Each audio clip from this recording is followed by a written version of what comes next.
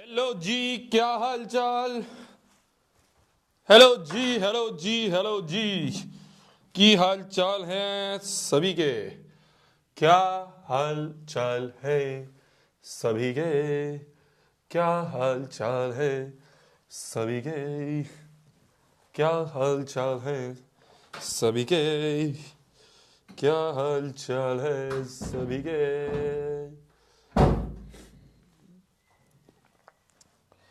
क्या हाल चाल है जी सभी के। आज हम पढ़ने वाले हैं अरिथमेटिक प्रोग्रेशन का लेक्चर नंबर 2, जिसमें हम पढ़ेंगे आगे क्या क्या चीजें होनी है इस चैप्टर में। क्या हाल चाल है, क्या हाल चाल है, क्या हाल चाल है, क्या हाल चाल है। बढ़िया, बढ़िया सभी, बढ़िया सभी भाई साहब, बढ़िया है, बढ़िया है। गाना भी लगा लेंगे यार, अभी गाने का टाइम नहीं मिला मेरे को।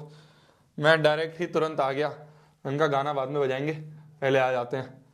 चलिए चलिए, तो एम हमारा है, एम हमारा है, एम हमारा, एक तो ये पता नहीं क्या मिल जाता है।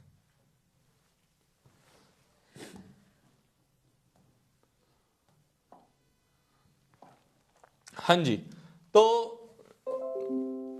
मेरी जान, एम जो है हमारा, एम जो है हमारा वो है 100/100 इन मैथ्स।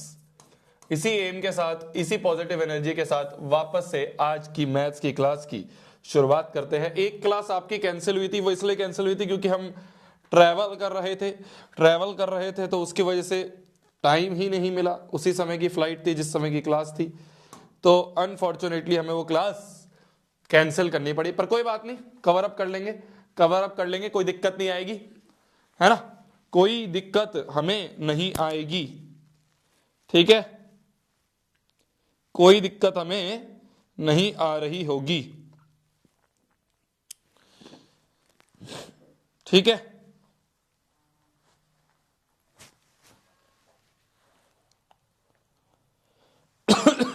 वॉइस कम है, वॉइस तो परफेक्ट है यार, मेरी तरफ से तो परफेक्ट है, मेरी तरफ से तो परफेक्ट है, मेरी तरफ से तो वॉइस परफेक्ट है मेरी जान। पीडीएफ जिनकी ओपन नहीं हो रही, एक दो दिन, मतलब एक दो बच्चों की, वो हो जाएगी ओपन, कौन सी बड़ी बात है। हो जाएगी जी, ओपन हो जाएगी, कौन सी इतनी इतनी इतनी बड़ी बात कोई है। परफेक्ट है, सब परफेक्ट है। शुरुआत करें, शुरुआत करें। हाँ जी, शुरुआत करें, शुरुआत करें आज की क्लास की, शुरुआत करें आज की क्लास की। तो देखिए, अभी तक हमने अरिथमेटिक प्रोग्रेशन में क्या पढ़ा, अभी तक की कहानी की अगर मैं बात करूं, हैशटैग अभी तक की कहानी, हैशटैग अभी तक की कहानी। तो अभी तक की कहानी की अगर मैं बात करूं तो हमने अरिथमेटिक प्रोग्रेशन में क्या पढ़ा। सबसे पहली चीज जो हमने पढ़ा वो ये पढ़ी कि जो एक एपी होती है, जो एक एपी होती है, उसकी डेफिनेशन ये होती है, उसकी डेफिनेशन ये होती है, एक बार रिकॉल करना, जैसे जैसे मैं बोल रहा हूं ना मेरे साथ साथ में रिकॉल करना मेरी जान। पहली टर्म, उसमें एक फिक्स्ड नंबर ऐड करेंगे, उस फिक्स्ड नंबर को कहते हैं हम कॉमन डिफरेंस। फिर मिल जाएगी हमें दूसरी टर्म, उसमें वापस एक कॉमन डिफरेंस ऐड करेंगे, सेम कॉमन डिफरेंस ऐड करेंगे तो हमें मिल जाएगी तीसरी टर्म। फिर वापस से हम कॉमन डिफरेंस ऐड करेंगे तो हमें मिल जाएगी चौथी टर्म। इस तरह से हमारी एक, इस तरह से हमें हमें एक एपी मिल जाती है, ठीक है। ये अगर कॉमन डिफरेंस हमें निकालना है, ये जो कॉमन डिफरेंस है जिसे हम स्मॉल डी भी कहते हैं, इसको निकालने का सिंपल सा फॉर्मूला क्या होता है, इसको निकालने का सिंपल सा फॉर्मूला होता है अगला माइनस पिछला। क्या याद कर पा रहे हो, क्या याद कर पा रहे हो, हमने कुछ ऐसा पढ़ा था, क्या याद कर पा रहे हो, हमने कुछ ऐसा पढ़ा था, क्या याद कर पा रहे हो, हमने कुछ ऐसा पढ़ा था। तो कॉमन डिफरेंस मतलब, कॉमन डिफरेंस मतलब अगला माइनस पिछला, कॉमन डिफरेंस मतलब अगला माइनस पिछला, ये होता है हमारा कॉमन डिफरेंस। ये याद आ रहा है, याद आ रहा है, याद आ रहा है।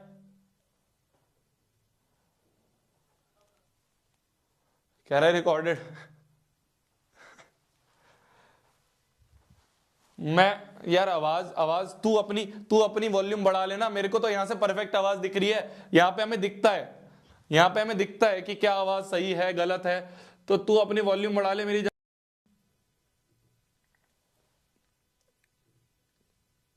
पर नहीं, अपनी तरफ से 2 सेकंड की भी मेहनत नहीं करेंगे।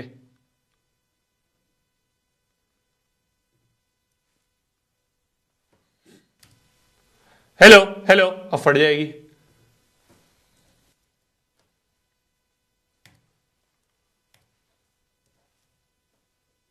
हेलो, फिर फट रही है। हेलो, फिर फट रही है। हेलो हेलो हेलो हेलो, अब सही होगी। ठीक है, ठीक है, वॉइस एकदम परफेक्ट है ना?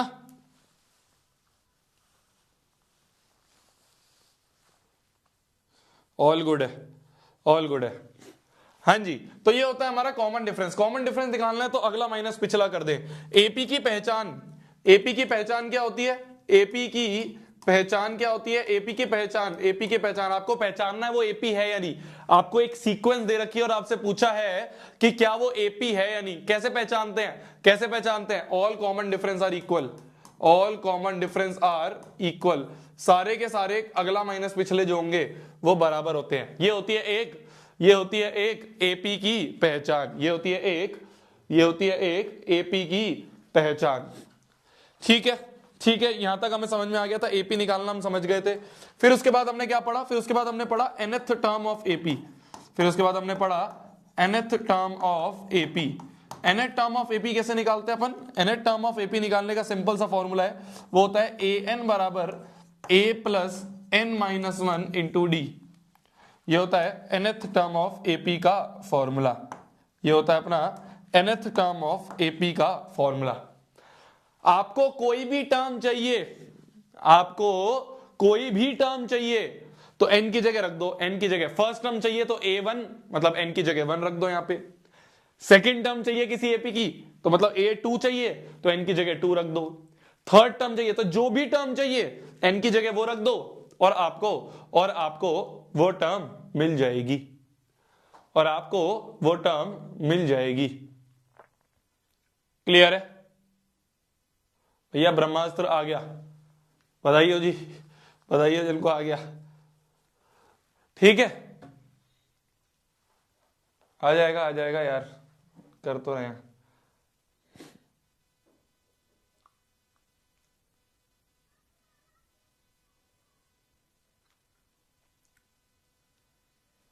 ठीक है, ठीक है, सब सही है। तो ये होता है हमारा nth टर्म ऑफ एपी। तो आपको एपी की कोई भी टर्म चाहिए, आपको एपी की कोई भी टर्म चाहिए तो वो टर्म निकालने के लिए आप a plus n minus 1 into D ये वाला फॉर्मूला लगा देंगे। ठीक है, जिनका नहीं आया आ जाएगा। तो ये होता है हमारा अभी तक की कहानी। अभी तक की कहानी में हमने nth टर्म ऑफ एपी तक के लिए पढ़ा था, इतना हमें याद आ गया। चलिए एक क्वेश्चन करा जाए, एक क्वेश्चन करा जाए। क्वेश्चन कहता है find the number of natural numbers between 102 and 998। 102 से लेके 998 के बीच में ऐसे कितने नेचुरल नंबर्स है which are divisible by 2 and 5 both. जब बोथ लिखा आ जाए, बोथ का मतलब एलसीएम, बोथ का मतलब एलसीएम, तो 2 और 5 का एलसीएम क्या होता है? 2 और 5 का होता है एलसीएम 10। तो हमें ऐसे नंबर चाहिए जो कि 10 से डिवाइड हो जाए, हमें ऐसे नंबर चाहिए जो कि 10 से डिवाइड हो जाए। ठीक है, ऐसे नंबर चाहिए जो कि 10 से डिवाइड हो जाए।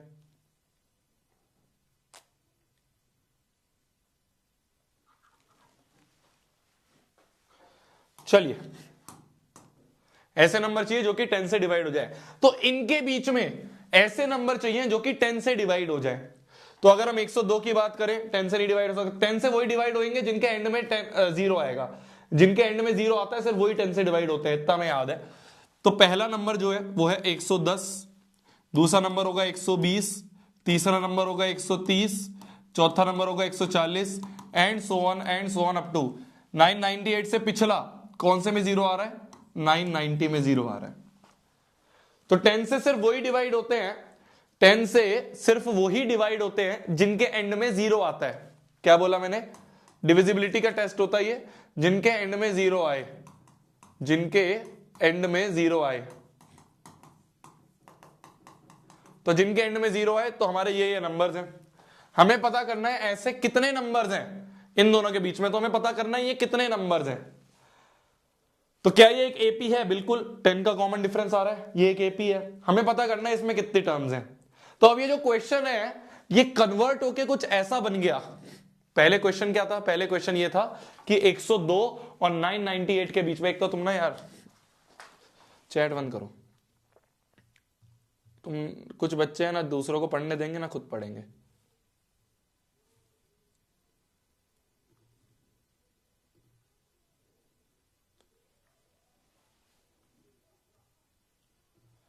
चलो अब ध्यान से देखना यहां पे, अब ध्यान से देखना यहां पे क्वेश्चन क्या बोल रहा था। क्वेश्चन बोल रहा था, क्वेश्चन क्या बोल रहा था? क्वेश्चन बोल रहा था 102 और 998 के बीच में ऐसे कितने नंबर हैं जो कि 2 और 5 दोनों से हो जाए। 2 और 5 दोनों से मतलब एलसीएम मतलब 10 से हो जाए। हमें देखना है कि 10 से हो जाए। तो हमने देखा 10 से जो डिवाइड हो जाए वो ये सारे नंबर्स हैं। अब हमें कैलकुलेट करना है ये कितने नंबर्स हैं, ये कितने नंबर्स हैं। क्या ये एक एपी बन रहा है? बिल्कुल एक एपी बन रहा है। तो हमें पता करना है इस एपी में कितनी टर्म्स हैं। तो एक क्वेश्चन कन्वर्ट होकर कुछ ऐसा बन गया कि हमें पता करना है इस एपी में कितनी टर्म्स हैं, इस एपी में कितनी टर्म्स हैं। और ये तो क्वेश्चन तुमने कर रखा है। क्या करेंगे? जब भी कुछ मानना है मान लेंगे n टर्म्स हैं, तो लेट n टर्म्स हैं, तो मान लेंगे n टर्म्स हैं। ये पहली, ये दूसरी, ये तीसरी, चौथी और ये nthवी। तो an जो है वो आ गया 990। an का फॉर्मूला होता है a plus n minus 1 into D, ये आ गया 990। a की वैल्यू है 110, तो 110 प्लस n माइनस 1, n ही तो निकालना है, नंबर ऑफ टर्म्स n ही तो निकालना है। d 10 आ रहा है, कॉमन डिफरेंस बराबर 990। तो n माइनस 1 इंटू 10 बराबर 990 माइनस 110। क्या यहां तक क्लियर है? क्या यहां तक क्लियर है? कुछ नहीं, कैलकुलेशन कर रहे हैं अब हम। तो n माइनस 1 इंटू 10 बराबर आ गया 990 में से 110 गए तो 0 8 8, तो 880। एक 0 से एक 0 गया, तो n माइनस 1 यहां तक हमारा आ गया। n माइनस 1 की वैल्यू 88, तो n की वैल्यू आ गई 89। तो there are 89 numbers which are divisible by 2 and 5 boths. क्या? Therefore there are 89 numbers, 89 natural numbers, 89 natural numbers divisible by 2 and 5 both. 2 और 5 बोथ से 89 नंबर्स हैं इन दोनों के बीच। तो जब भी तुम्हें इस तरह का क्वेश्चन आएगा तुम्हें कुछ नहीं करना, शुरू के 2-3 नंबर निकाल लो, आखिरी का नंबर पता कर लो, आंसर। जब भी इस तरह का क्वेश्चन आएगा, इस तरह का क्वेश्चन तुम्हारे सीबीएसई में आने के बहुत ज्यादा चांसेस है। ये सीबीएसई का ही क्वेश्चन है, ये सीबीएसई का ही क्वेश्चन है। मैक्सिमम क्वेश्चन जो तुम्हें यहाँ पे क्लास में करवाए जाएंगे वो मैक्सिमम क्वेश्चन वही है जो सीबीएसई के क्वेश्चन है, या फिर ऐसे क्वेश्चन है जो अगले साल आएंगे। दो ही तरह के क्वेश्चंस करवाए जाएंगे, या तो वो क्वेश्चन जो पिछले साल आए हुए हैं, या वो क्वेश्चन जो अगले साल आएंगे। इसके अलावा कुछ नहीं कराया जाएगा। ठीक है, देख लो, समझ लो। इस तरह के क्वेश्चन आएगा, इस तरह के क्वेश्चन आएगा, तुमसे बोल लेगा 2 और 5 दोनों से बता दो, खाली 2 से बता दो, खाली 5 से बता दो, खाली 7 से बता दो। तो कुछ नहीं, शुरू के 2-3 नंबर लिख लो, एंड का नंबर पहचान लो, बस फिर बताना है कितने टर्म्स है, तो n टर्म्स है।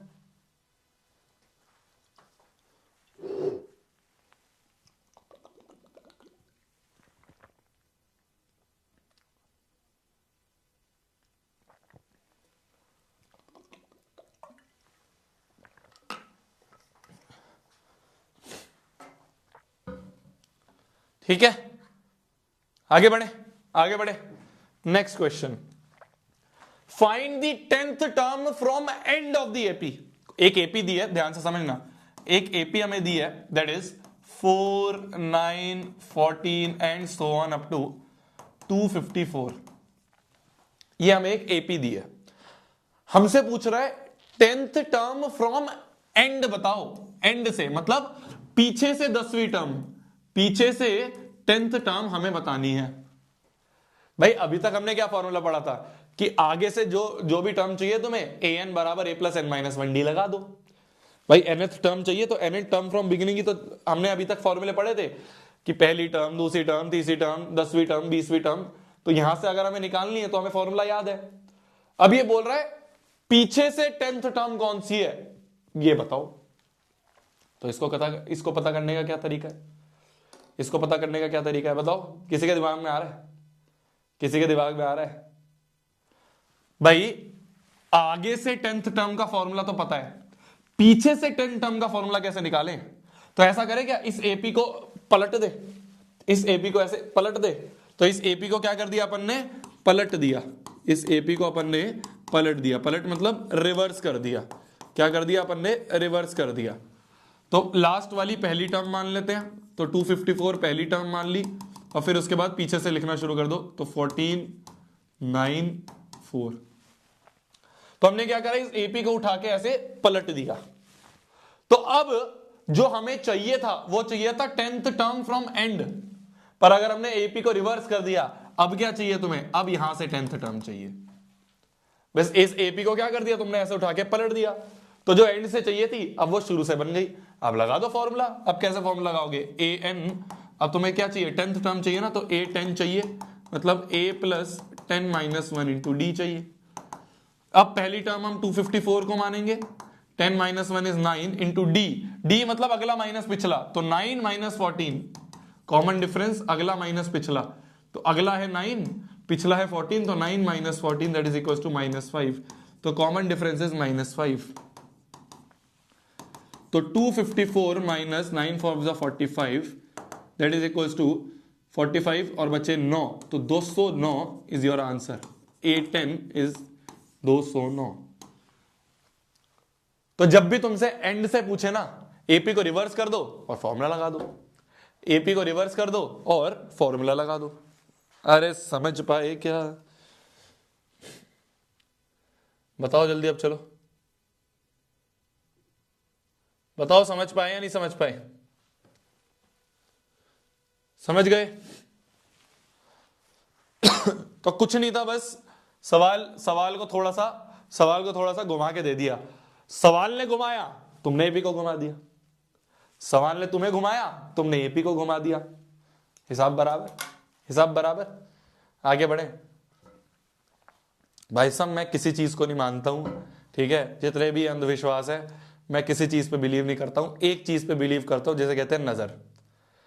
जिस दिन से हमने वो ऑफिस वाली वीडियो बनाई है, उस दिन से मेरी तबीयत खराब है।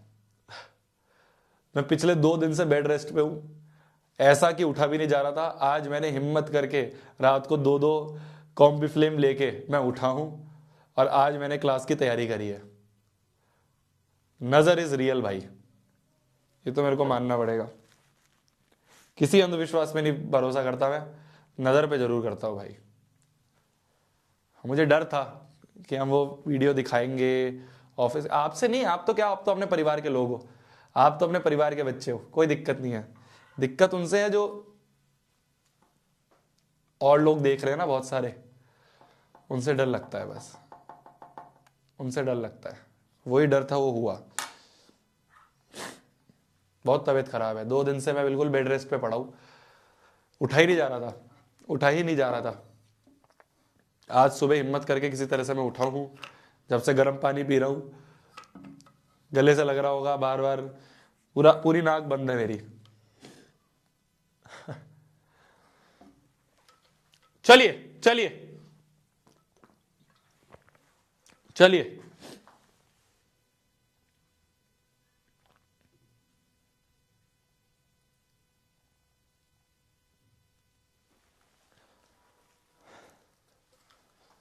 चलिए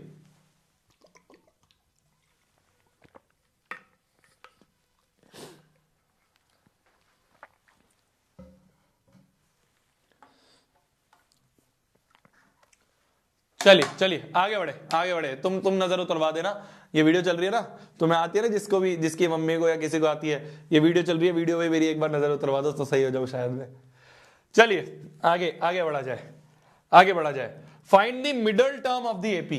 एक एपी है, इसकी हमें मिडल टर्म निकालनी है, ठीक है। मिडल टर्म निकालने के लिए पहले पता होना चाहिए कितनी है।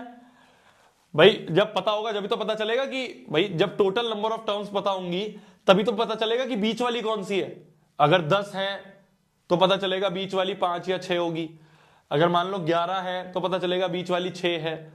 तो पहले ये तो पता चले, पहले ये तो पता चले, पहले ये तो पता चले कि कितनी नंबर ऑफ टर्म्स है। तो पहले तो हम निकालेंगे टोटल नंबर ऑफ टर्म्स। तो मान लो 13, 19 से लेके 247 है। तो मान लेते हैं अपन इसमें n टर्म्स हैं, मान लेते हैं अपन n टर्म्स हैं। तो an बराबर आ गया 247, n टर्म्स है तो nth यही होगी। तो a plus n minus 1 into D, ये आ गया 247। a की वैल्यू है 13 plus n minus 1 into D, अगला माइनस पिछला। 13 में से 19 गए, बचे 6 बराबर 247। n माइनस 1 इंटू 6 बराबर 247 में से 13 गए, 247 में से 13 गए तो ये बचा 4 और ये गया 3, 234 है ना, 234। तो क्या मैंने सही लिखा है? हाँ जी। तो n माइनस 1 की वैल्यू आ गई 234 अपॉन 6, 6 3 18, 6 3 18, 19 20, 6 3 18, 6 4 24, 6 8 जा 6 5 जा 30, 6 6 जा 36, 6 7 जा 54। ठीक है, तो n की वैल्यू आ गई 38। तो टोटल 38 टर्म्स है। कितनी टर्म्स है टोटल? 30। 6 9 जा 54 होता है, वही मैं सोचूं मेरे से कैलकुलेशन अजीब सी हो रही है। 6 9 जा 54 होता है। तो हाँ, तो n की वैल्यू आ गई 40। तो टोटल 40 टर्म्स है, टोटल 40 टर्म्स है। अगर टोटल 40 टर्म्स है, टोटल 40 टर्म्स है, अगर टोटल तुम्हारे सामने 40 टर्म्स है, टोटल तुम्हारे सामने 40 टर्म्स है, कितनी टर्म्स है? 40 टर्म्स है। 40 टर्म्स में से मिडल वाली कौन सी होगी? मिडल वाली कौन सी होगी? क्या कोई बता सकता है? क्या कोई बता सकता है? अगर टोटल टर्म 40 हैं तो मिडल वाली कौन सी होगी? बताओ बताओ, मिडल वाली कौन सी होगी? 40 इज एन इवन नंबर। 40 क्या है? 40 इज एन इवन नंबर। अब ध्यान से देखना, अब ध्यान से देखना, अब ध्यान से देखना, अब ध्यान से देखना, how to find middle term.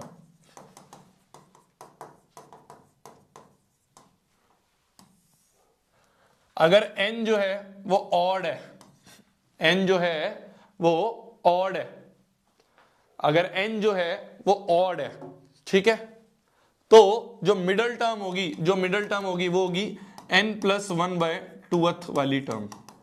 ये वाली टर्म जो है इसे हम मिडल टर्म कहेंगे, ठीक है। अगर n जो है वो इवन है तो जो मिडल टर्म होगी वो होगी n/2th वाली और n/2 प्लस 1। कौन सी? n/2 plus 1। ये दोनों टर्म जो होंगी ये मिडल टर्म्स होंगी, ये दोनों टर्म्स जो होंगी ये मिडल टर्म्स होंगी। ये मिडल टर्म का फॉर्मूला याद रखना, बहुत काम आता है।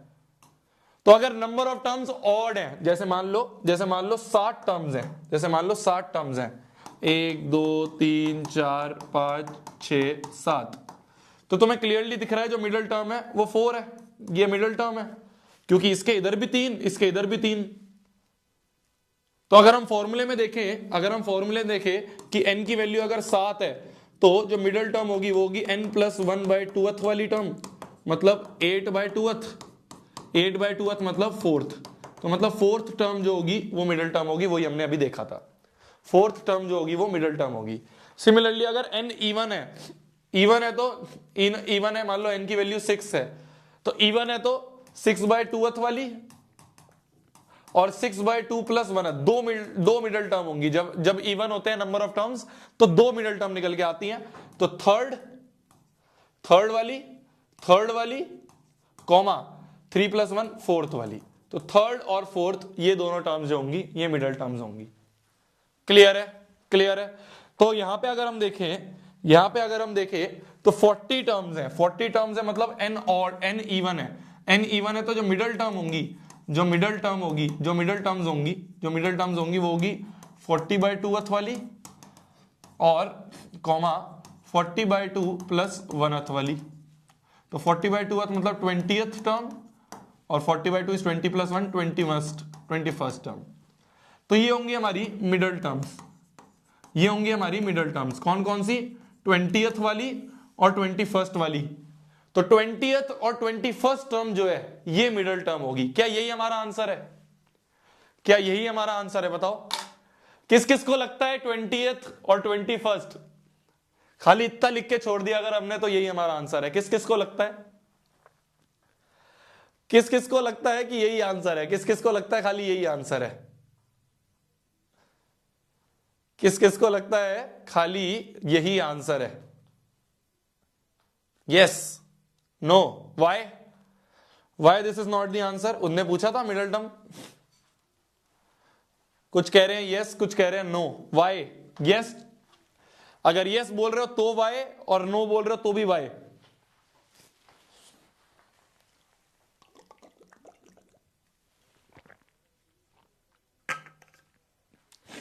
नो, नो बोल रहे हो क्योंकि हमें टर्म की वैल्यू चाहिए। अभी तो तुमने ये फाइंड करा है कि कौन सी मिडल टर्म है, कौन से नंबर पे मिडल टर्म है। तो 20th नंबर और 21st नंबर पे मिडल टर्म है। अब उस पे क्या है ये तो नहीं पता ना भाई, उसकी वैल्यू क्या है ये तो नहीं पता। अभी तो तुमने नंबरिंग फाइंड करी कि भाई टोटल 40 टर्म्स हैं एपी में, तो 20वीं और 21वीं टर्म जो है वो मिडल टर्म होगी, पर 20वीं और 21वीं पे क्या वैल्यू है ये तो नहीं पता। अरे क्या बोला मैंने, क्या बोला मैंने? मैंने ये बोला कि ये जो एपी इन्होंने दी है, ये जो एपी इन्होंने दी है 13, 19 से लेके 247, 13, 19 से लेके 247, इस एपी में टोटल 40 टर्म्स हैं। इस एपी में टोटल 40 टर्म्स हैं। यहां तक समझ में आई? अभी तक हमने यही करा कि इस एपी में हमने मान लिया n टर्म्स है तो n की वैल्यू 40 आ गई। तो हमने ये फाइंड करा कि इस एपी में 40 टर्म्स हैं। 40 के हिसाब से मिडल टर्म कौन सी होगी हमने पता करा कि जो 20th होगी और जो 21st होगी वो मिडल टर्म होगी। तो हमने तो अभी सिर्फ ये फाइंड करा कि कौन से नंबर वाली मिडल टर्म होगी। उस मिडल टर्म पे क्या क्या वैल्यू होगी एपी की वो तो नहीं पता ना। उस नंबरिंग पे 20th नंबर पे क्या होगा एपी पे, 21st नंबर पे एपी में क्या होगा ये तो नहीं पता। तो अभी तो तुम्हें A20 और A21 इन दोनों की वैल्यू निकालनी है। 20th और 21st टर्म की वैल्यू निकालनी है। तो 20th टर्म मतलब a प्लस n-1 मतलब 20 - 1 इज 19d और 21st मतलब a प्लस 21 - 1 इज 20। तो a प्लस 19d और a प्लस 20d। a की वैल्यू रख दो, d की वैल्यू रख दो, a की वैल्यू रख दो, d की वैल्यू रख दो, आंसर आ जाएगा। तो अभी तुमने क्या करा था? अभी तक तुमने सिर्फ नंबर फाइंड करे थे 20 और 21 नंबर पर, उस पर क्या क्या वैल्यू होगी वो तुम यहां से फाइंड कर लोगे। ठीक है जी, ठीक है जी, गॉट इट है। आगे बढ़ा जाए। अगला टॉपिक जो तुम्हारा होता है, अगला टॉपिक जो है तुम्हारा वो है sum of first n terms of an AP. Sum of first n terms of an AP ये क्या कहता है? ये कहता है कि मान लो कोई एपी है, जैसे मान लो कोई एपी है ना, कोई एपी आपको गिवन है, that is 2, 4, 6, 8 and so on. और मान लो ये 100 है। कितनी टर्म्स है? 100 टर्म्स है। आपसे बोल दिया जाए इनका सम निकालो, 2 + 4 + 6 + 8 से लेके 100 तक जितनी भी एपी आ रही है उन सबका सम निकालो। तो आप कहोगे भैया पूरा पेपर ही इसमें निकल जाएगा, इसका कोई फॉर्मूला होना चाहिए। तो फॉर्मूला जो है वो यही है कि sum of first n terms of AP, अब वो n की जगह 100 भी हो सकता है, n की जगह 50, जितना भी क्वेश्चन पूछेगा उतना। तो sum of first n terms of AP is n/2 into 2a + n-1 into d। ये होता है आपका sum of first n terms of an AP. तो sum of first n terms of an AP is given by this formula n/2 into 2a + n-1 into D.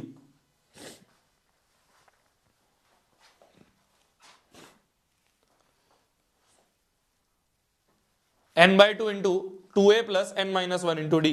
तो जैसे अगर ये वाला फॉर्मूला अगर हम इसमें लगाएं, अगर इसमें लगाएं तो सम अप टू 100 टर्म चाहिए। तो 100 टर्म मतलब 100 बाय 2 इंटू 2a, a की वैल्यू है 2 प्लस n माइनस वन मतलब 100 माइनस वन इंटू डी क्या है 4 माइनस टू, अगला माइनस पिछला करे तो इंटू 2, ये हमारा आंसर होगा। तो 100 बाई 2 इज 50, 2 2 जा 4 प्लस 99 इंटू 2, ये बन रहा है। तो 50 into 4 plus 99 into 2 is 198, 99 into 2 is 198। तो 50 इंटू 202 ये हमारा आंसर होगा। 50 into 202, this is sum up to 100 terms of this AP. ठीक है, ठीक है। इसी का एक एक्सटेंशन है, अगर आपको लास्ट टर्म पता है, if you know the last term, if you know the value of nth term या last term कह दें, लास्ट टर्म को हम स्मॉल एल से भी लिख सकते हैं, या फिर nth टर्म आपको अगर पता है, तो जो sum up to n terms होगा वो होगा n by two into A plus l, है ना, वो होगा n by two into A plus l. यहां पे ये l की जगह nth टर्म भी बोल सकते हैं। तो अगर आपको आखिरी टर्म गिवन है क्वेश्चन में, अगर आपको आखिरी टर्म गिवन है क्वेश्चन में, तो हम दूसरा फॉर्मूला जो है इसका वो लगा सकते हैं n by two into A plus L. ठीक है, क्लियर है, क्लियर है, ज्यादा कोई बड़ी चीज नहीं है। एक बार बस फॉर्मूला रटना है, फॉर्मूला रटते क्वेश्चन होता रहेगा। एक बार बस फॉर्मूला रटना है क्या, कि शुरू से nth टर्म का सम जो होगा, फर्स्ट n टर्म्स, फर्स्ट मतलब शुरू से, फर्स्ट मतलब शुरू से, तो शुरू से आपको n टर्म्स तक का सम चाहिए, तो n by two into 2a plus n minus one into D. Clear है, क्लियर है। अगर आपको लास्ट टर्म की वैल्यू पता है, लास्ट टर्म की वैल्यू पता है, तो आपके लिए फॉर्मूला है n by two into A plus L, n by two into A plus L. Olivia का मैसेज नहीं है, ठीक है। अभी हम क्वेश्चंस करेंगे तो और अच्छे से समझ में आएगा, क्वेश्चंस करेंगे और अच्छे से समझ में आएगा। जैसे मान लो एक लल्लू प्रॉब्लम तुम्हें मैं दे ही दूं, एक लल्लू प्रॉब्लम मैं तुम्हें दे ही दूं, find the sum of first 51 terms, या फर्स्ट 50 टर्म्स ही बोल दो, first 50 terms of this AP. एक एपी आपको दी है, फर्स्ट 50 टर्म्स का आपको सम निकालना है। 1 मिनट का टाइम दूंगा, जल्दी निकालना है। फर्स्ट 50 टर्म्स का सम निकालो।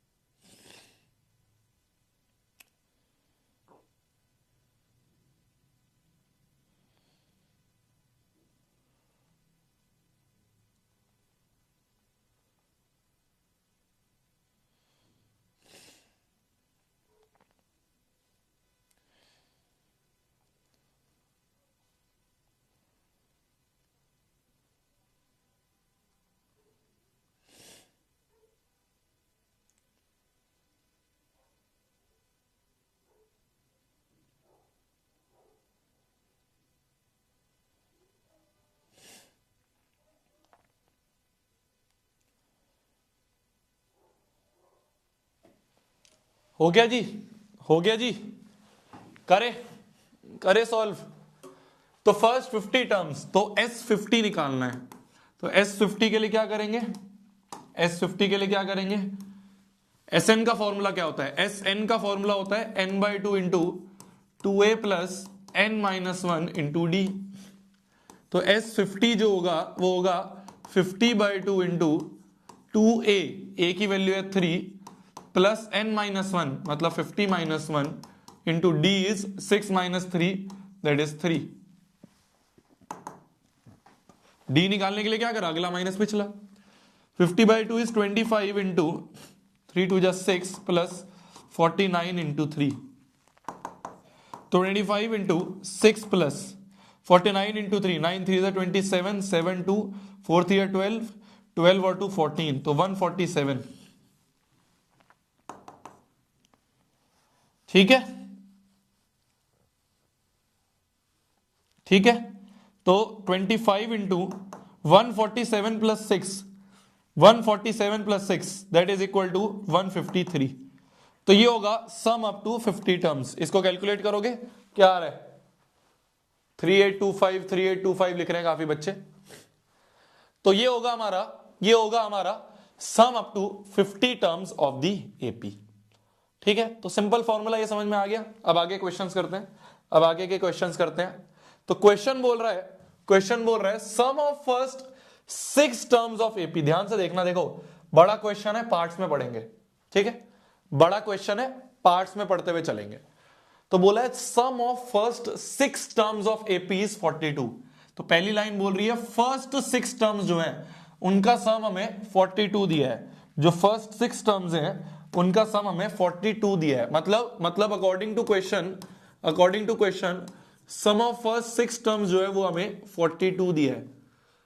तो S6 का फॉर्मूला क्या होता है, n/2 into 2a plus n-1, n-1 is 6 - 1 into D जो है इसकी वैल्यू हमें 42 दी है। 2 3 जा 6, 3 1 जा 3, 3 4 जा 12। ठीक है, तो 2a plus 6 - 1 is 5d is equal to 14। ये हमारी एक इक्वेशन बनके रह गई है। इसके आगे ये सॉल्व नहीं हो रही, तो एक इक्वेशन बनके हमने इसे छोड़ दिया। क्लियर। S6 दिया था, मतलब हमने n/2 into 2a plus n-1 into D 42 करा। 2 3 जा 6 होता है और 3 से ये कटेगा तो 3 1 जा 3, 3 4 जा 12, तो 2a प्लस 5d 14 आ रहा है। ये पहली लाइन बोलती है। अब आगे की लाइन पढ़ते हैं। The ratio of its 10th term, 10th to 30th, क्या अकॉर्डिंग टू क्वेश्चन वापस से अगर हम देखें तो 10th टर्म और 30th टर्म का जो रेशियो है ये 1/3 दिया है। 10 टर्म होगा a plus 10 - 1 is 9d upon में a 30, मतलब a plus 30 - 1 is 29d is equal to 1/3। Cross multiply करें तो 3a plus 27d is equal to a plus 29d। ये आ रहा है 3a में से a गए, ये a इधर गया तो 3a माइनस a बराबर 29d, ऐसे का ऐसा ही, और 27 इधर चला गया तो माइनस 27d। तो 2a बराबर 7 8 9, तो 2d, तो यहां से कट के बन गया a बराबर d। a और d बराबर आ गए। इस a और d को बराबर जो आए हैं इसको उठा के यहां पुट कर दें, तो a की जगह d रख दें, तो 2d प्लस 5d बराबर 14, 7d बराबर 14, तो d की वैल्यू आ गई 7 2 14 2, तो d 2 है और a और d बराबर है तो a भी 2, तो d और a दोनों 2 आ गए। d और a दोनों की वैल्यू क्या आ गई, 2 आ गई।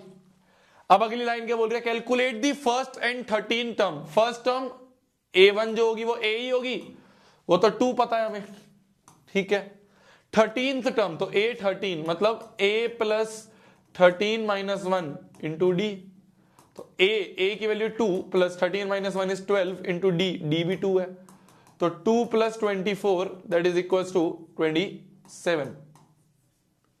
26। क्या कर रहा हूं आज मैं, 26।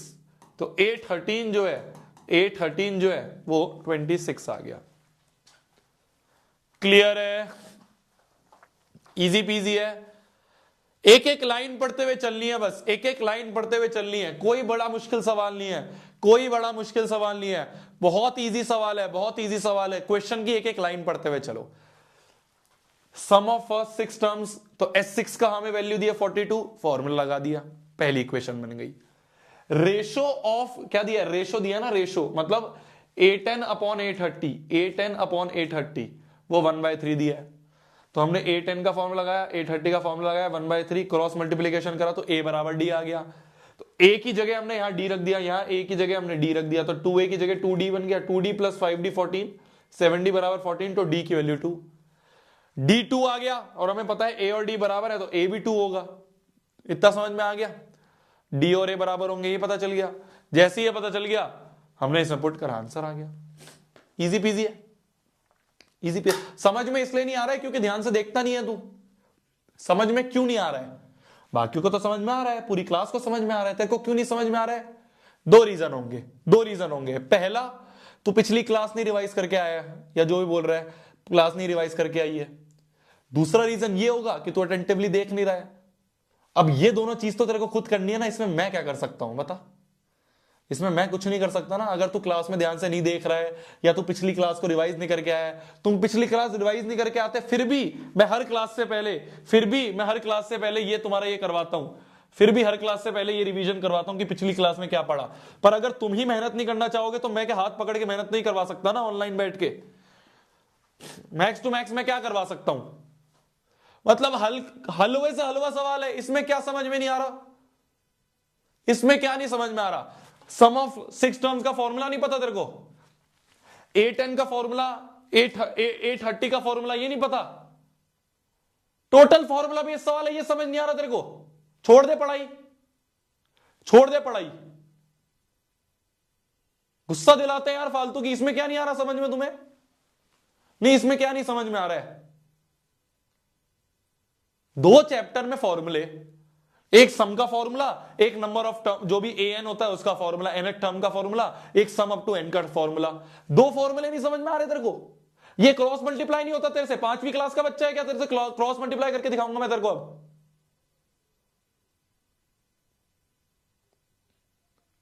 सब दिलाते हैं यार, समझ नहीं आया, समझ नहीं आया। अच्छा, मुश्किल सवाल है कोई, मेरे को भी पता है कि हाँ यार कुछ ऐसा सवाल होगा, तो मैं रिपीट करके 2-3 बार बताऊंगा। जैसे वो मिडिल टर्म वाला क्वेश्चन था कि बच्चों को कंफ्यूजन होती है कि भाई मिडिल टर्म कौन सी है, फिर उसकी वैल्यू निकालनी है, 2 बार समझाया। इसमें क्या है? इतना आसान सवाल है, सीबीएसई भी नहीं पूछती है वैसे सवाल। पहले पूछे हुए हैं, अब सीबीएसई भी ना पूछे ऐसा सवाल। इतना बेकार सवाल है ये, मेहनत ही नहीं करनी है।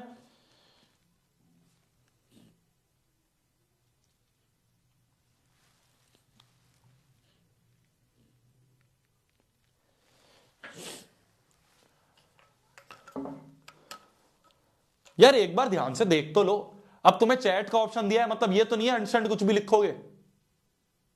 बंद करवा देते हैं चैट, हमारे तो फालतू पैसे जाते हैं तुम्हारे चैट लगवाने में, बंद करवा देते हैं।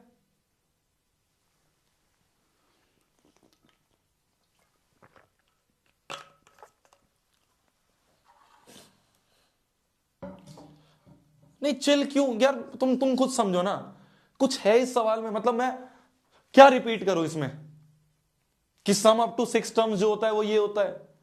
सीधा फॉर्मूले में 6 की वैल्यू रखनी है, n/2 into 2a plus n-1d में n की जगह 6 रखना है, n की जगह 6 रखना है।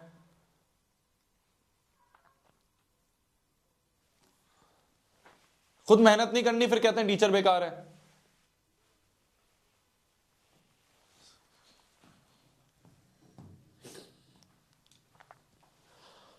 एक एपी है जिसकी फर्स्ट टर्म जो है वो 2 है।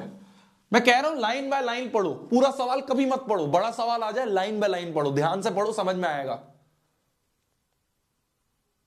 टाइप करने में लगे रहेंगे, टाइप कर दूं जल्दी से, टाइप कर दूं, अरे बेकार पढ़ा, अरे समझ नहीं आ रहा, अरे ये हो रहा है, अरे ब्रह्मास्त्र नहीं आया, अरे ये नहीं आया। ब्रह्मास्त्र का क्या कर लेगा जब तेरे से सवाल ही नहीं सॉल्व होगा?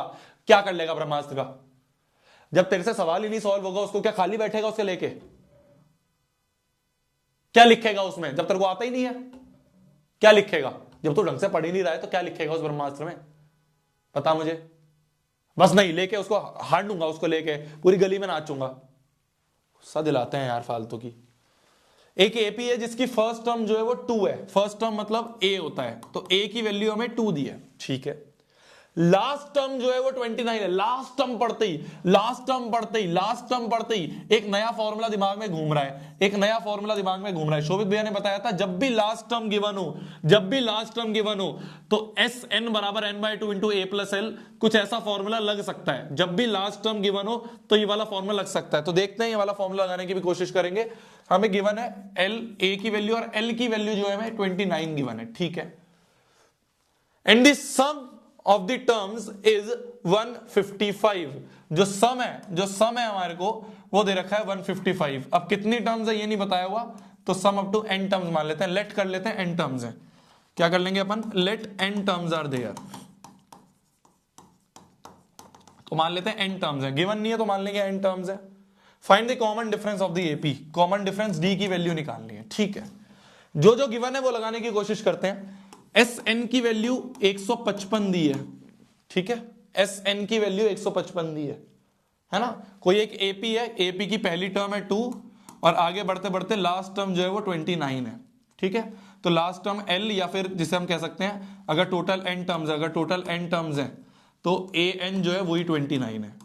मैंने बोला था ना एल और ए एन दोनों एक ही चीज है। एल और ए एन दोनों एक ही चीज है, तो हमें एल की वैल्यू और ए एन की वैल्यू दे रखी है हमें, ठीक है। तो एस एन मतलब N by two into A plus L, इसकी वैल्यू 155। तो एन बाई टू, एन तो हमें पता ही नहीं तो एन की जगह एन ही रहने देंगे। ए की वैल्यू 2 गिवन है और एल मतलब लास्ट टर्म 29 गिवन है, इक्वल टू 155। तो यहां से हमारा आ गया एन इंटू ये 2 को इधर ले जाएंगे, तो ये बन जाएगा 155 इंटू 2, ठीक है। ये 2/2 था, इधर ले गए तो 155 इंटू 2, 2 + 21 इज ये 31 आ गया, ठीक है। तो यहां से आया बना यहां से अगर हम देखें तो 31 एन की वैल्यू आई 155 into 2, that is equal to 310। 150 into 2 300, 5 5 10। तो एन की वैल्यू आ गई हमारी 310/31, तो 31 1 जा 31 और 1 0, तो n की वैल्यू आ गई अपनी 10। तो नंबर ऑफ टर्म्स जो है वो 10 है। यहां तक हमें समझ में आ गया, नंबर ऑफ टर्म्स हमें पता चल गई 10 है, ठीक है। तो एस एन गिवन था, उसका फॉर्म लगाया, बात n मिल गया, ठीक है। और क्या गिवन है, ए एन भी गिवन है। हमें क्या गिवन है, हमें गिवन है ए एन की वैल्यू जो है, हमें गिवन है ए एन, मतलब अगर टोटल n टर्म्स हैं तो लास्ट भी टर्म ही तो nth टर्म होगी, तो ए एन की वैल्यू जो है वो 29 गिवन है। मतलब a plus n minus 1 into D जो है ये 29 के बराबर। a की वैल्यू 2 प्लस n माइनस 1 मतलब 10 माइनस 1, n की वैल्यू 10 फाइंड करी हमने, इंटू डी बराबर 29। तो ये 2 इधर जाएगा तो -2 हो जाएगा, तो 29 माइनस 2 और 10 माइनस 1 हो जाएगा 9d। तो 9d बराबर यहां से आ गया अपना 9d की वैल्यू आ गई 27, तो d की वैल्यू आ गई 27/9, दैट इज 3 9 जा, तो 9 3 जा 27, तो d की वैल्यू आ गई 3। तो d की वैल्यू 3 इज योर आंसर। तो एक एक करके आगे बढ़े, सवाल समझ में आएगा। एक एक वर्ड करके आगे बढ़े, सवाल समझ में आएगा।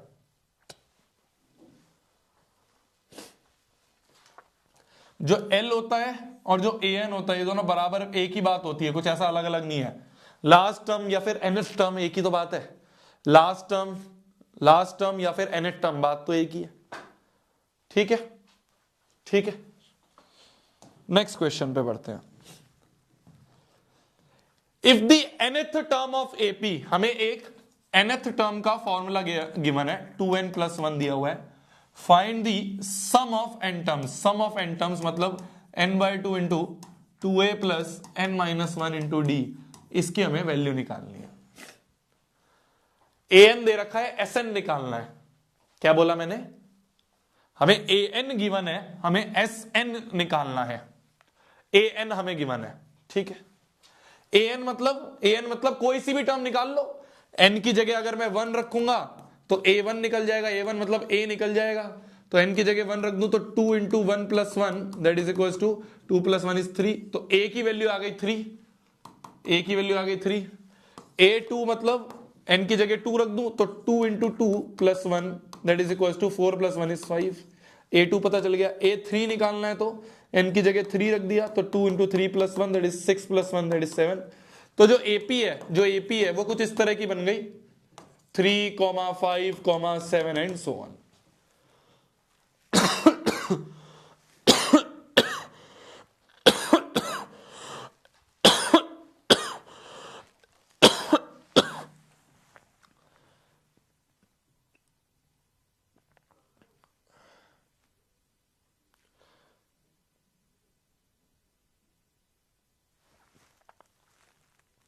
तो हमें an गिवन है। an मतलब कोई भी टर्म निकालनी है तो n की जगह रख दो। an मतलब कोई भी टर्म निकालनी है तो n की जगह रख दो। तो an की जगह a1 रखना था, n की जगह 1 रखा तो a1 निकल गया, n की जगह 2 रखा तो a2 निकल गया, n की जगह 3 रखा तो a3 निकल गया। तो जो AP है वो कुछ इस तरह की बन गई। अब इसमें अगर हम रखें तो Sn हो गया n/2 इंटू 2a, a की वैल्यू है first term is 3 plus n-1 into d की वैल्यू अगला माइनस पिछला मतलब 5 माइनस 3 इज 2। तो ये हो गया n/2 इंटू 3 2 जा 6 plus n-1 into d is 2 that is this n/2। देखो an जो है वो n के टर्म्स में दे रखा है तो Sn भी हम n की टर्म्स में निकालेंगे। n की कोई वैल्यू फाइंड करने की जरूरत नहीं है क्योंकि an भी n की टर्म्स में दिया तो n तो ऐसे कैसे रहने दो। अंदर मल्टीप्लाई करें तो 6 प्लस ये 2n 2 into n 2n minus 2 तो बन गया n/2 into 6 minus 2 6 minus 2 is 4 plus 2n ये हो गया। इस पूरे में से 2 कॉमन ले लें, ऊपर पूरे में से 2 कॉमन ले लें, अगर हम पूरे में से 2 कॉमन ले लें तो बन जाएगा 2 प्लस n ये बन जाएगा। 2 से 2 गया तो ये बन गया n प्लस 2। ये हमारा आ गया sum up to n terms. ये आ गया हमारा Sn का वैल्यू। ये हो गई हमारी Sn की वैल्यू n प्लस 2। अंदर मल्टीप्लाई कर देंगे तो n² प्लस 2n बन जाएगा। तो n² प्लस 2n ये हमारे Sn की वैल्यू आ जाएगी। ये हमारे Sn की वैल्यू आ जाएगी। ठीक है, गॉट इट। तो an दे रखा है तो Sn कैसे निकालेंगे, बस ये कॉन्सेप्ट समझ लो। देखो क्वेश्चन करना ना करना बहुत छोटी सी बात है, हो जाते हैं। कॉन्सेप्ट क्या है, हैशटैग कुछ काम की बात, ये ऊपर लिख लेना। इस क्वेश्चन के ऊपर लिख लेगा an देकर Sn पूछ ले। अगर an देकर Sn पूछ ले तो कैसे करते हैं, वो तरीका बताया है। an देकर Sn पूछ ले तो हमसे ये तरीका हमें पता होना चाहिए। कुछ नहीं, a1 a2 a3 निकाल लो, बात की a1 a2 a3 निकाल लो, बात बन जाएगी।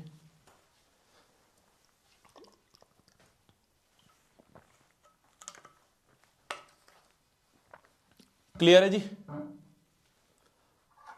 क्लियर है। चलिए कुछ बोर्ड्स के सवाल कर लेते हैं।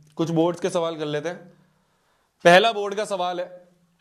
अभी इससे पहले भी बोर्ड्स के सवाल थे पर ये स्पेसिफिकली मैंने ब्रैकेट में लिख दिया कि भाई ये कौन से साल में आया हुआ है सवाल। इससे पहले भी जो करवाए हुए हैं या तो वो प्रीवियस ईयर क्वेश्चन है या वो नेक्स्ट ईयर क्वेश्चन है। ठीक है,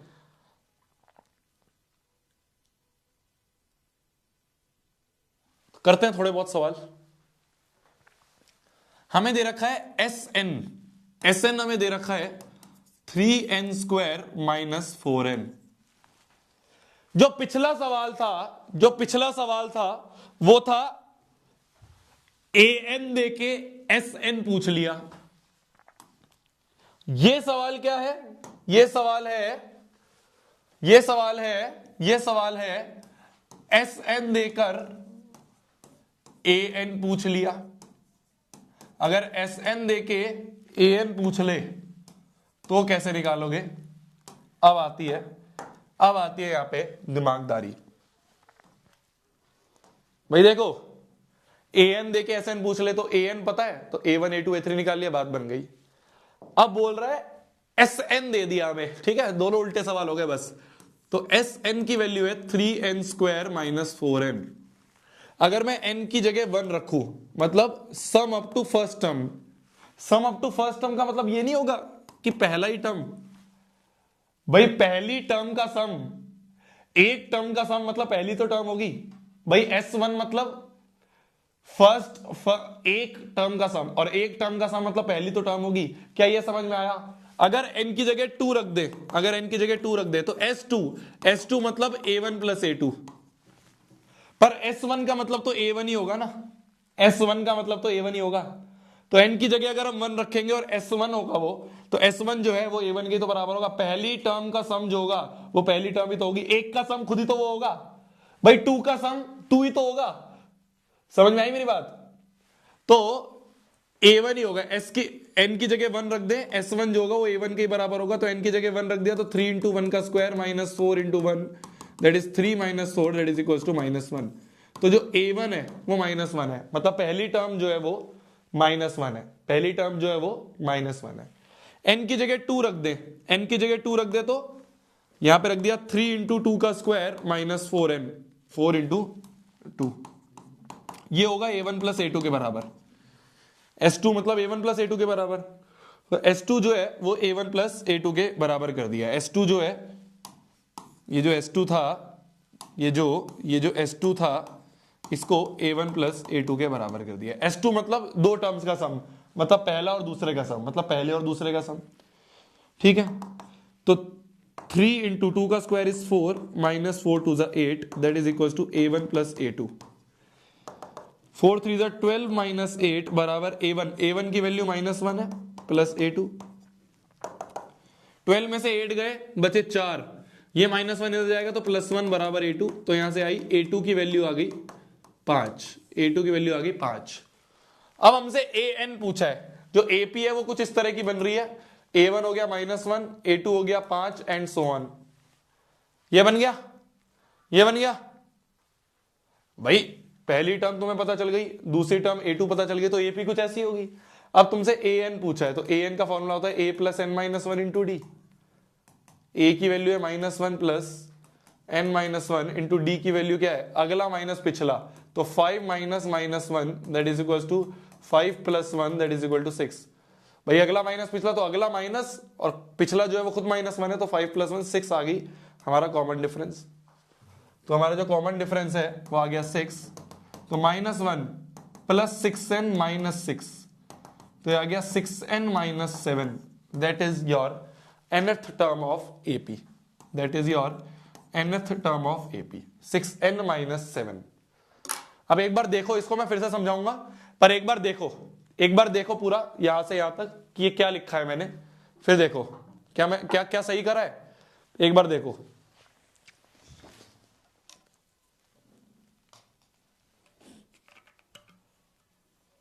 रॉन्ग नहीं है, सही है, एक बार देखो क्या करा है।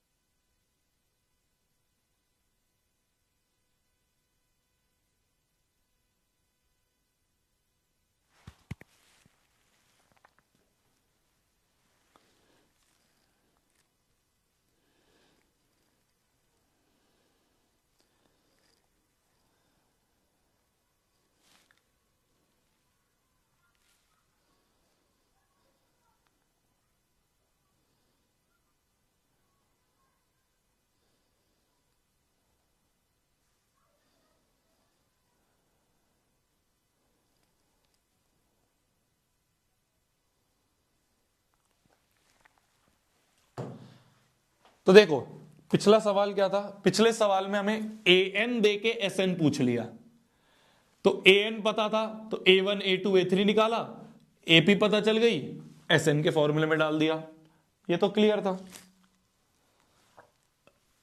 sn दे के an पूछ लिया, sn दे के an पूछ लिया, तो मैंने कहा अगर n की जगह 1 रखूंगा तो s1 मिलेगा। s1 मतलब पहले का सम, पहले का सम मतलब पहला ही होता है भाई, पहली टर्म अगर 2 है तो 2 का सम क्या होगा, 2 ही होगा, तो s1 मतलब a1 ही होगा, तो s1 हमें पता चल गया, मतलब a1 पता चल गया, तो पहली टर्म ऑफ ab पता चल गई। s2 मतलब पहला प्लस दूसरा, और पहला तो हमें पता ही था, तो यहां पे हमने पहले की जगह -1 रख दिया, और दूसरा a2 था, और n की जगह यहां 2 रख दिया, तो s2 पता चल गया, तो a2 पता चल गया, तो a2 भी पता चल गया, a1 भी पता चल गया, मतलब ap की 2 टर्म पता चल गई, और 2 टर्म पता चल गई तो क्या करेंगे, an बराबर a plus n minus 1d पे लगा देंगे, तो an बराबर a plus n minus 1d होता है ये फॉर्मूला, a की जगह ये रख दिया, d की जगह अगला माइनस पिछला, तो अगला होता है d निकालना है ना, तो d के लिए क्या करते हैं, अगला माइनस पिछला, सिंपल सा लॉजिक है, अगला माइनस पिछला, तो अगला है 5 माइनस पिछला क्या है -1, तो 5 माइनस -1 तो ये हो गया 6, तो ये d लगा दिया फॉर्मूला। ठीक है, ठीक है, ठीक है। नेक्स्ट सवाल पे अगर हम आए, नेक्स्ट सवाल कहता है सॉल्व फॉर x की वैल्यू फाइंड करनी है, सीबीएसई 2020 में आया हुआ सवाल है। तो हमें गिवन है 1 + 4 + 7 + 10 plus and so on up to x जो है ये 287 के बराबर है। ठीक है, क्या ये एक एपी है, 4 - 1 3, 7 - 4 3, ठीक है, तो ये एक एपी है, ये क्या है, एक एपी है। मान लो इस एपी में जो है, मान लेते हैं लेट n टर्म्स है, अगर n टर्म्स है तो पहली बात तो sum up to n terms जो है वो हमें दे रखा है 287, और nth टर्म जो है वो होगी x। जैसे ही हमने ये मान लिया कि इस एपी में n टर्म्स हैं, तो ऑटोमेटिकली क्या बात आ गई कि n टर्म्स का सम जो है वो 287 है, और nth टर्म जो है भाई यही तो होगी nth टर्म, तो nth टर्म जो है वो x है। ठीक है, लगाते हैं फॉर्मूले लगाएं, तो Sn मतलब लास्ट टर्म हमें पता है ना, तो n/2 × a + l लगाते हैं, n/2 × a + l बराबर 287, n/2, n की वैल्यू नहीं पता हमें, तो n/2 ही रखेंगे, a की वैल्यू है 1 प्लस l की वैल्यू जो है वो x बराबर 287, ये 2 को इधर ले जाएं तो बन जाएगा 287 × 2 n × 1 + x, ये बन गया। ठीक है, 287 × 2 अगर हम करें, 287 × 2 अगर हम करें तो 7 × 2 = 14, 1 8 दूनी 16 और 1 17,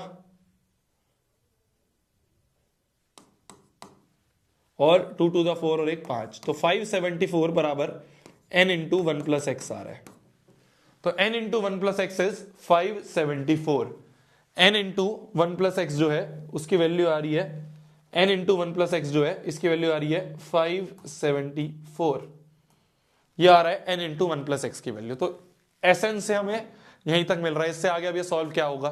ठीक है, an से क्या मिल रहा है ये देखते हैं, an मतलब a + n - 1 × d बराबर x है, a मतलब 1, तो 1 + n - 1 × d मतलब अगला माइनस पिछला, तो 4 - 1 = 3 बराबर x आ रहा है, तो 1 + n की जगह ये रख दें, यहां से n की वैल्यू क्या आ रही है, यहां से n की वैल्यू आ रही है 574 अपॉन में 1 + x, ये आ रहा है n की वैल्यू, 1 + x को नीचे लगे तो n की वैल्यू ये आ रही है, ये n की वैल्यू यहां पुट कर दें तो 574 अपॉन में 1 + x -1 × 3 बराबर x आ रहा है।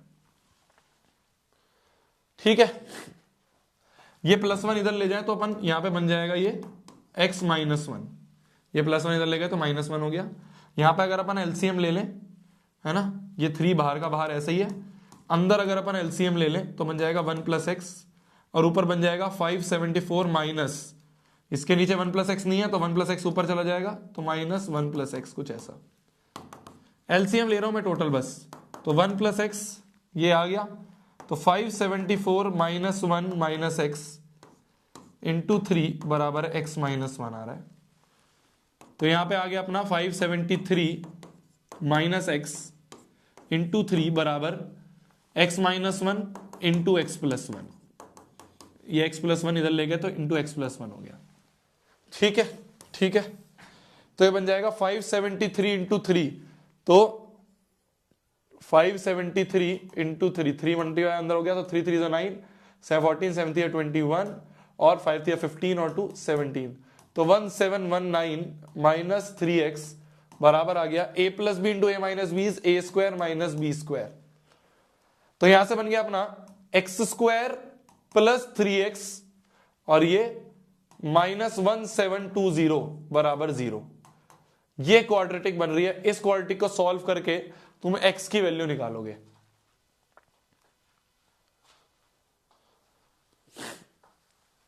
साइलेंस।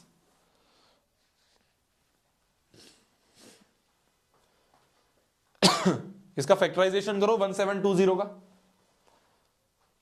1720 का फैक्टराइजेशन करो।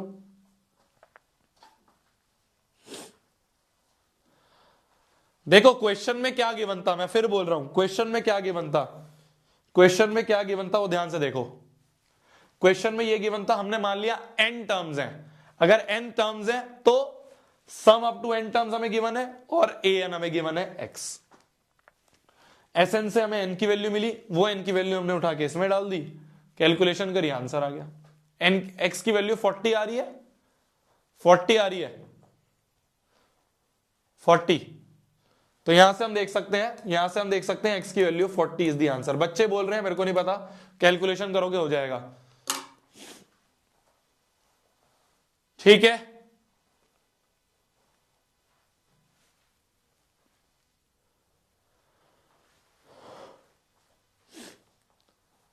x की वैल्यू 40 आ रही है कह रहे हैं।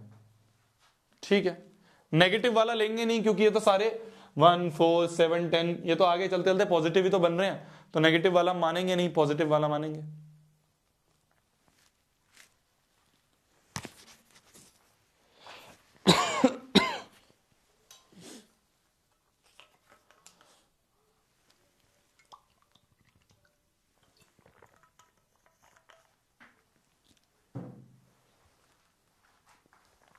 आगे बढ़ते हैं, आगे बढ़ते हैं। कुछ नहीं, Sn का फॉर्मूला लगाया, An का फॉर्मूला लगाया, आंसर आ गया।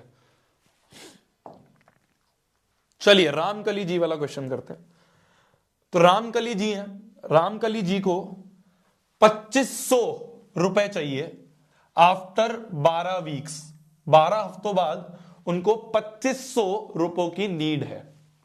रामकली जी को 2500 रुपए की नीड है 12 हफ्तों बाद। क्यों चाहिए उनको? To send her daughter to a school, अपनी बच्ची को उन्हें स्कूल में भेजना है 12 हफ्तों बाद। ठीक है, she saved ₹100 in the first week and increase her weekly savings by 20। तो टोटल 12 वीक्स है, टोटल कितने हैं? 12 वीक्स हैं। ठीक है, जो फर्स्ट वीक है उसमें उन्होंने 100 रुपए बचाए, जो सेकेंड वीक है उसमें उन्होंने 20 रुपए और बचा लिए, तो 100 प्लस 20 120 रुपए हो गए अब उनके पास। जो थर्ड वीक होगा उसमें 20 रुपए और ऐड हो जाएंगे तो 140 रुपए हो जाएंगे। तो इस तरह से करते करते 12 वीक्स तक वो अपनी जो सेविंग्स है वो 20-20 रुपए बढ़ाएंगी। ठीक है, पहले हफ्ते उनके पास 100 रुपए थे, अब हर हफ्ते वो 20-20 रुपए डालेंगी। तो पहले हफ्ते 100 रुपए थे तो अगले हफ्ते 100 में 20 और डाले तो 120 हो गए, फिर उसके अगले हफ्ते उन्होंने 120 में 20 और डाले तो 140 हो गए। तो इस तरह से उन्होंने 100 तो फर्स्ट वीक में करे थे and increase her weekly savings by 20 every week. तो हर वीक उन्होंने 20-20 रुपए और बढ़ा लिए। ठीक है, find whether she will be able to send her daughter to school after 12 weeks और नॉट। तो हमें पता करना है कि 12 हफ्तों बाद क्या वो अपनी बेटी को स्कूल भेज पाएंगी या नहीं भेज पाएंगी। स्कूल कब भेजेंगी? जब इन सारे के सारों का सम जो है वो 2500 रुपीस के बराबर आएगा। अगर वो 12 वीक्स में 2500 रुपए इकट्ठा कर लेंगी, अगर वो 12 वीक्स में 2500 रुपए इकट्ठा कर लेंगी तो भेज देंगी या नहीं भेजेंगी। तो हमें टोटल S12 निकालना है। फाइंड करते हैं क्या S12 की वैल्यू 2500 आ रही है या नहीं आ रही। फाइंड करते हैं क्या S12 की वैल्यू 2500 आ रही है या नहीं आ रही है। ठीक है, तो S12 मतलब n/2 इंटू 2a, a की वैल्यू है 100 प्लस n-1 मतलब 12 minus 1 into D, 120 minus 100 is 20, तो 6 इंटू 200 प्लस 11 इंटू 20,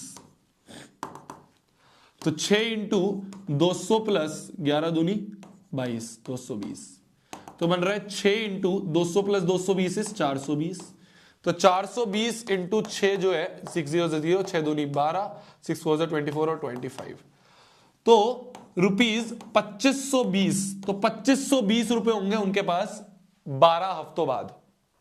12 हफ्तों बाद उनके पास 2520 रुपए होंगे उनके पास। चाहिए कितने? सिर्फ 2500। तो हाँ जी, वो भेज पाएंगी।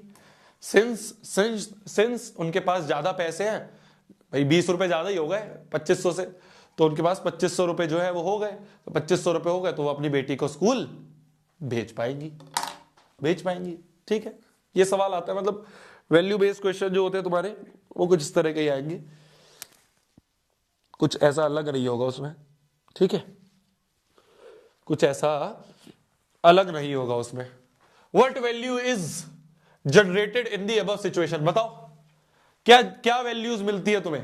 रामकली जी अपनी बेटी को स्कूल भेजना चाह रही है, तो क्या वैल्यूज मिलती है तुम्हें, बताओ क्या वैल्यूज मिलती है, बताओ भैया। 20 रुपए का क्या करेगी रामकली जी? 20 रुपए के गोलगप्पे खाए, मोमोज खाए, मेरे को क्या क्या स्कूल क्यों भेज रही है? नेक्स्ट टॉपर से ही पढ़वा लो। अबे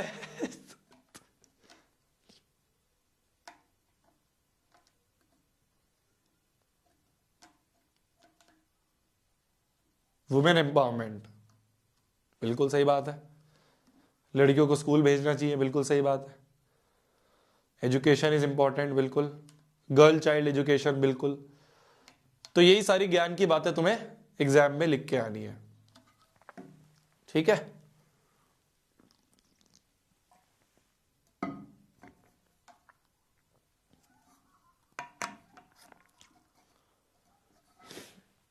बहुत बढ़िया, बहुत बढ़िया, सबने ज्ञान दे दिया, बहुत बढ़िया, बहुत बढ़िया, सबने ज्ञान दे दिया।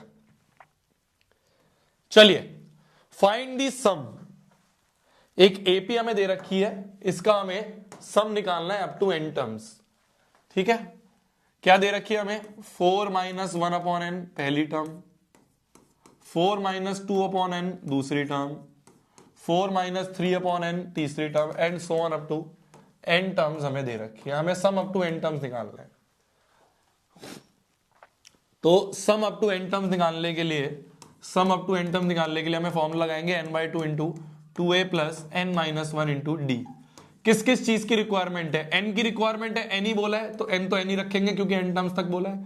a की वैल्यू पता है पहली टर्म, d की वैल्यू, d निकाल लेते हैं। d मतलब अगला माइनस पिछला, d मतलब अगला माइनस पिछला, इससे अपन d निकालेंगे। तो अगला है 4 माइनस 2 अपॉन n, माइनस पिछला है 4 माइनस 1 अपॉन n, तो 4 minus 2 upon n minus 4 plus 1 upon n, minus अंदर ले गए तो साइन चेंज, माइनस 4 से प्लस 4 गया, तो minus 2 upon n plus 1 upon n, ये आ गया। एलसीएम ले ले तो minus 2 plus 1 that is equal to minus 1 upon n। ये जो है ये हमारा कॉमन डिफरेंस d है, ये हमारा कॉमन डिफरेंस d है। बस अब इसमें पुट कर दो, तो n/2 इंटू 2a, a की वैल्यू है 4 minus 1 upon n into n minus वो प्लस n-1 इंटू डी की वैल्यू है -1 अपॉन n।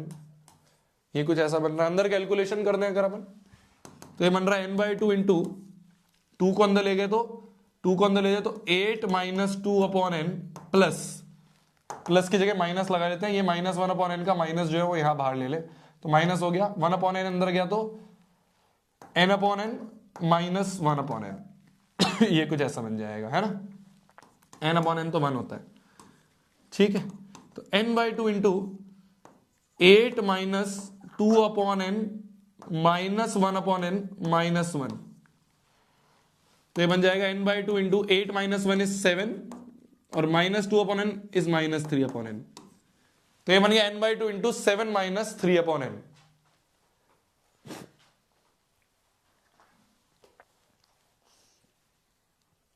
अंदर भी तुम मल्टीप्लीकेशन कर सकते हो, अंदर भी मल्टीप्लीकेशन कर सकते हो वैसे तो।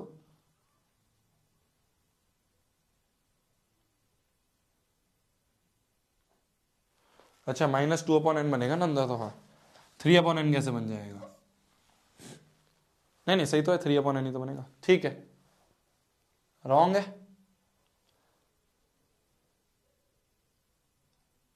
क्या? प्लस का साइन मेरे को लग रहा है कहीं तो कुछ गलत है। रुको रुको रुको, एक बार और कैलकुलेशन करते हैं अपन यहाँ पे, है ना।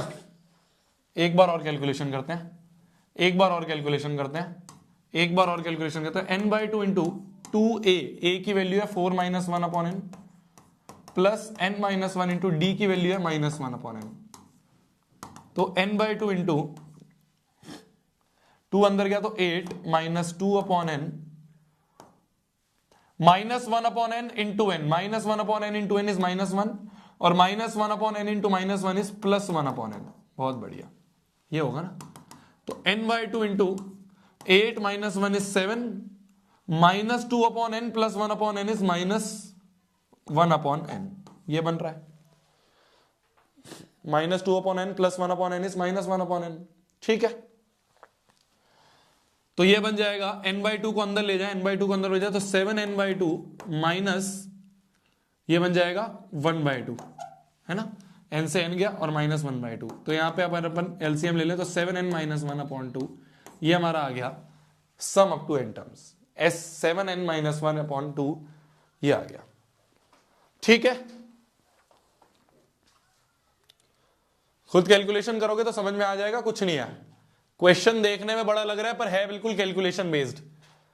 क्वेश्चन देखने में बहुत बड़ा सा लग रहा है पर है बिल्कुल कैलकुलेशन बेस्ड, कुछ नहीं है।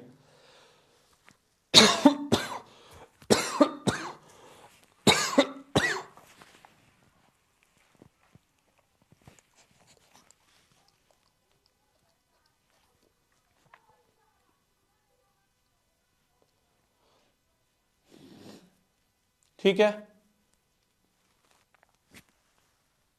एक लिख रहा है एसएन मतलब शोभित निर्माण। Last question of the day, last question of the day, last question फिर चैप्टर खत्म। लास्ट क्वेश्चन है फिर चैप्टर खत्म है। चलो लास्ट क्वेश्चन है फिर चैप्टर खत्म है। बोला जा रहा है if the pth term of AP is 1 upon Q।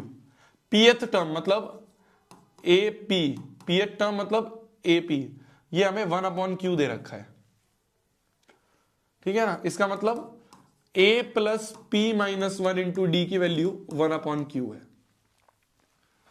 क्यूएथ term is 1 upon P, Qth term जो है ये 1 अपॉन P के बराबर है, मतलब a plus Q minus 1 into D जो है ये 1 अपॉन P के बराबर है, ठीक है। Prove that the sum of first PQ terms, तो S ऑफ PQ निकालना है हमें। S PQ जो है ये हमें प्रूव करना है, ये PQ प्लस 1 अपॉन 2 के बराबर है। हमें प्रूव करना है कि sum up to PQ terms जो है वो PQ प्लस 1 अपॉन 2 के बराबर है, ये प्रूव करना है, ठीक है। कर लेंगे प्रूफ। पहले इन दोनों को अगर हम देखें, ध्यान से देखना, इस तरह के सवाल क्वेश्चन पूछे जाते हैं।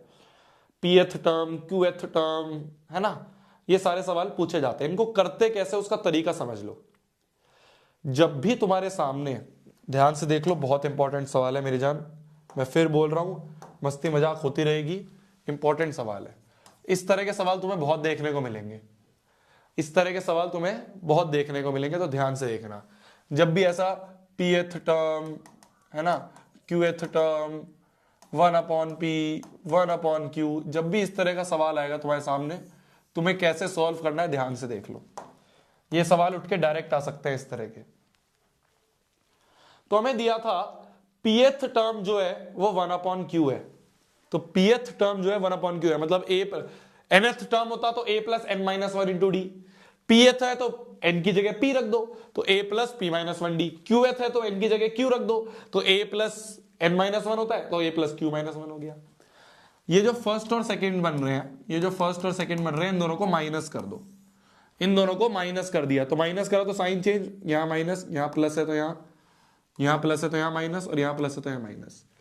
Plus A minus A cut गया है ना भाई, plus A minus A cut गया, क्या बचा p minus 1 into D minus, ये माइनस हम मानेंगे ना इसका साइन हम माइनस मानेंगे, तो minus q minus 1 into D equal to 1 upon Q minus 1 upon P, कुछ ऐसा बन रहा है। ठीक है, ठीक है, इस पूरे में से d कॉमन ले ले तो बाहर अंदर बच रहा है p minus 1 minus Q plus 1, minus Q अंदर जाएगा तो माइनस अंदर गया तो sign change, equal to 1 upon Q minus 1 upon P. इसका एलसीएम ले लें, इसका एलसीएम ले लें अगर अपन, तो एलसीएम आ जाएगा पी क्यू। इसके पास क्यू है, क्या नहीं है, पी नहीं है तो पी ऊपर, इसके पास पी है, क्यू नहीं है तो क्या, क्यू ऊपर, तो ये आ गया ऐसे। तो d इंटू माइनस 1 प्लस 1 गया तो p minus Q equal to p minus Q upon में P Q. p minus Q one सा p माइनस क्यू, ये कट गया तो d की वैल्यू आ गई 1 अपॉन में पी क्यू। d की वैल्यू आ गई 1 अपॉन में पी क्यू। यही d किसी में भी रख दो, वही कर रहे हैं अपन, एलिमिनेशन मेथड है ना, एलिमिनेशन मेथड कर रहे हैं। a को एलिमिनेट करके d निकाल लिया, अब इस d को पहले में पुट कर दो, पुट d बराबर 1 upon P Q in first में पुट कर दो, तो फर्स्ट में पुट कर दिया तो a plus p minus 1 into D की वैल्यू में 1 अपॉन में पी क्यू बराबर 1 अपॉन क्यू आ गया। ठीक है, तो a plus p minus 1 upon P Q बराबर 1 अपॉन क्यू, ये इधर ले जाए तो a बराबर आ गया 1 upon Q minus p minus 1 upon में पी क्यू, ये बन रहा है। तो a बराबर आ गया, एलसीएम में pq ले ले, 1 के पास q ऑलरेडी है, क्या नहीं है, p नहीं है तो p ऊपर माइनस, ये माइनस अंदर जाएगा तो sign change, minus p plus 1, p से p गया तो a की वैल्यू आ गई 1 अपॉन में pq, a की वैल्यू भी आ गई 1 अपॉन pq। तो a भी 1 अपॉन pq और d भी 1 अपॉन pq आ गया। क्या समझ में आया?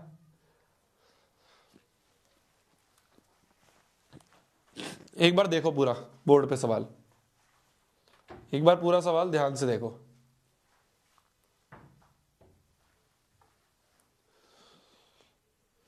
भैया आपने इन्हें माइनस क्यों करा? माइनस इसलिए करा जिससे कि a एलिमिनेट हो जाए। एलिमिनेशन पढ़ा था हमने पेयर ऑफ लीनियर इक्वेशन में, एलिमिनेशन।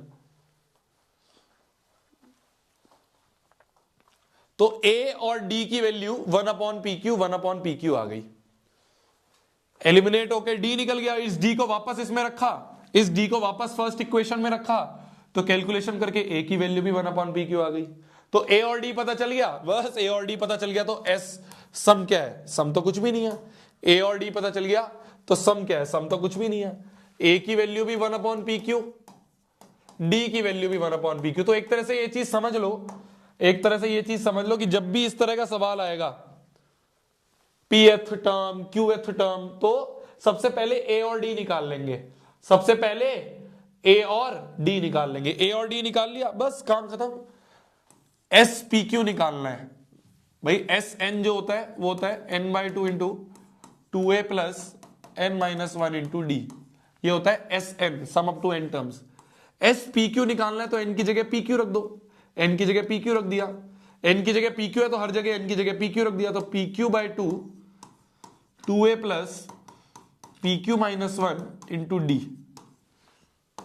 तो P Q by 2 into a की वैल्यू है 1 अपॉन पी क्यू, तो 2 अपॉन पी क्यू बन गया। ये a की वैल्यू 1 अपॉन पी क्यू, तो 1 upon P Q into 2 is 2 upon P Q plus P Q minus 1 into D is also 1 upon P Q. तो P Q by 2, यहां पूरे में एलसीएम पी क्यू ले ले, क्योंकि इसके भी नीचे पी क्यू है, इसके भी नीचे पी क्यू, इसके भी नीचे पी क्यू, तो पूरा एलसीएम पी क्यू अपॉन में 2 प्लस पी क्यू माइनस 1, ये बन रहा है। पी क्यू से पी क्यू बन जा, पी क्यू गया तो 2 माइनस 1 इज 1, तो पी क्यू माइनस 1 या प्लस 1, 2 माइनस 1 इज प्लस 1, तो पी क्यू प्लस 1 अपॉन 2, ये आ गया sum up to P Q terms. तो पी क्यू प्लस 1 बाई 2 ये हमारा आंसर है। तो पी क्यू प्लस 1 बाई 2 यही तो हमें प्रूफ करना था, पी क्यू प्लस 1 अपॉन 2 यही तो प्रूफ करना था, तो P Q plus 1 upon 2 hence proved हो गया।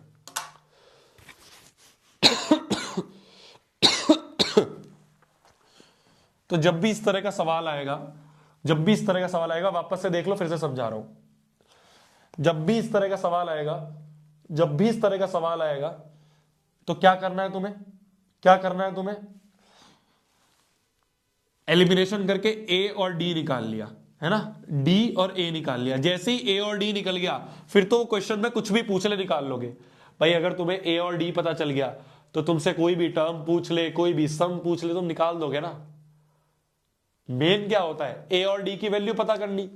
तो ए और डी निकाल लो, ए और डी निकालते ही जो तुमसे पूछे क्वेश्चन में, जरूरी नहीं है तुमसे यही पूछेगा हर बार, पर कुछ भी पूछ सकता है। अभी जैसे इसने पूछा सम ऑफ पी क्यू टर्म्स, तो sum of P Q terms निकाल लिया। तुमसे पूछ ले सम ऑफ एन टर्म्स, वो निकाल लो। ए और डी पता चलती तो कुछ भी निकाल दो ना।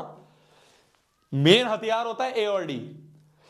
फर्स्ट टर्म और common difference, first term of common difference पता चल जाए, फिर तो तुम दुनिया जान की कोई भी चीज निकाल सकते हो। तो फर्स्ट टर्म और कॉमन डिफरेंस निकालोगे एलिमिनेशन से, फिर तो जो पूछा है वो निकाल दो। एस पी क्यू पूछा था, एस एन ये होता है, तो एस पी क्यू क्या होगा कि एन की जगह पी क्यू रख दो। जो भी पूछे एन की जगह वो रख दो, तो एन की जगह पी क्यू रख दिया हर जगह, बस कैलकुलेशन करी आंसर,